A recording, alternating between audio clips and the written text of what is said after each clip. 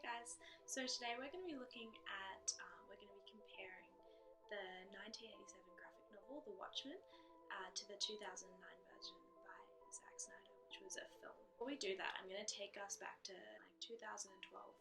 I was at an art lecture at the Art Gallery of New South Wales, and Ben Quilty was talking about his art piece, Fairy Bower. So you can see in this art piece here, this is of a waterfall. And what Ben Quilty did, this is a site he went to growing up, but it's actually a site of a massacre that was done to the first peoples of the land that Ben Quilty grew up in. He combined canvas boards against each other, and the effect was that he made a paint form for Rorschach. Rorschachs are famously used in films, sometimes used by psychologists today, but a little bit more rarely. And the aim is to see what is hidden beneath. It's what's hidden in our subconscious. So that's referring back to Freud, to Jung, and it's looking at uncovering the subconscious. So we're going to be kind of doing that same psychoanalytic theory, looking at both these films, the Snyder and the original Alan Moore. From the first opening panels of the novel, we realise that this superhero comic or graphic novel isn't going to be like the others. Rorschach, the character who will be the anti-hero, or the protagonist, the words don't really fit him as a character.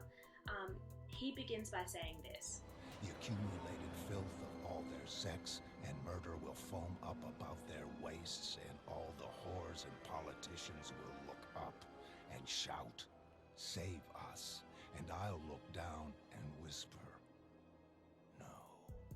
Rorschach's face in the graphic novel and in the book shifts, and this shift is meant to reflect our own contemplations of ourselves as we move through these stories. What happens when regular humans wield power? We see Moore satirise several tropes. For example, we see Rorschach as the detective type, the one who uses rough justice, the absolute moralist.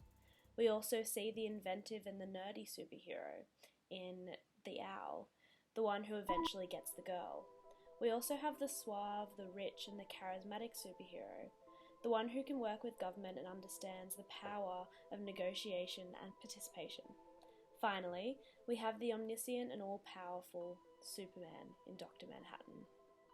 Here, however, in this book, we see the reality of how these tropes would really play out. Rorschach's killing sprees do not lead to catching the bad guy, but rather his own obliteration. The Night Owl is left impotent without his superhero costume, unable to make love with the Silk Spectre. We come to realise that these are people, and the consequence of having real power, unconsented and unchecked power, is bad.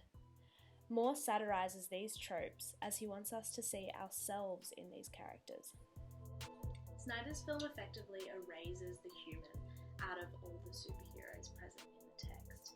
He does this through exaggerated, long-form fight scenes that you just don't see in the graphic novel. We actually see that here in the first clip. We see the Joker and Ozymandias take hits that no one could take without dying. They're smashed into marble countertops, they're thrown against walls.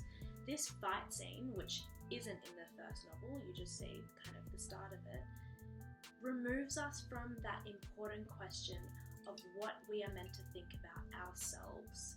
You can't contemplate human violence with non-human characters. Snyder's film therefore misses that. Alan Moore was writing this as nuclear warfare was going over. Dr. Manhattan, him in his blue fluorescent nature, is reflecting that nuclear power. These things, nuclear power and Dr. Manhattan, were made from man.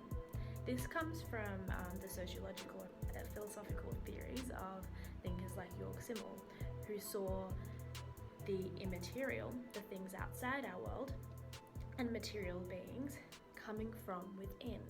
They call this the difference between subjective and objective culture. This is similar to the signified and the signifier. Things beyond our own power now, we have to remember, come from humans. We have the potential to create destruction. However, these things are intrinsically human, which means they're intrinsically related to our sense of self and our own actions. So as humans, we need to look at the Rorschachs. We need to face our own reality and face the things inside us and make sure our own creations do not ensure the end of the world. However, in this film, because Ozymandias solely created the destruction, we can't have the Rorschach effect of taking that responsibility on ourselves and seeing the errors of war, the errors of destruction could have been as simple as removing all the fight scenes, getting rid of the superhuman traits, making the responsibility shared as opposed to just on Ozymandias, and this film would have been improved 10 star. Seeing Ben Quilty's lecture in 2012, I actually went straight to a tattoo parlor that night and got this tattoo. This is Rorschach's signature from the book. I wanted to remind myself that the things I see and the things I do are reflecting the things inside me, and I hope you see that too.